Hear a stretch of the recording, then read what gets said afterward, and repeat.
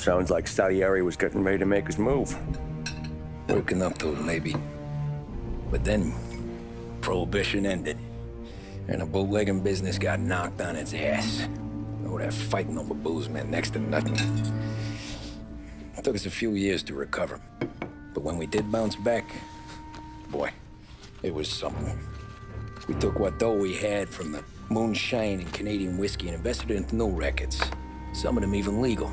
Construction, restaurants, trucking, gambling. We branched out into everything, except peddling dope. By 35, things were looking up. We had good money rolling in on the regular. I had a wife and daughter. Sam was running a club for the Don. Even Paulie had a few rackets of his own. Wasn't exactly happy, but what do you call it then? Content. Yeah, that was it.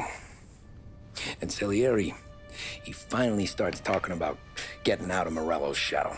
Maybe buying our own cops, our own politicians.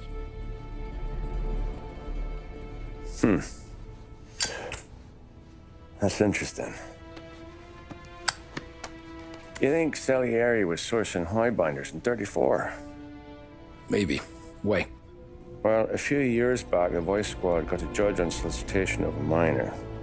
Once in the box, he started confessing all sorts of misbehaving, trying to get a deal. But he copped to taking kickbacks from Morello and your man Salieri. Playing them off one another, trying to goose the take. But once Morello found out, he threatened to bury the judge's kids on the beach. Still breathing, of course. Christ. That was the missing piece. How's that? Morello was always winding us up. But he never did anything that might start an all-out war.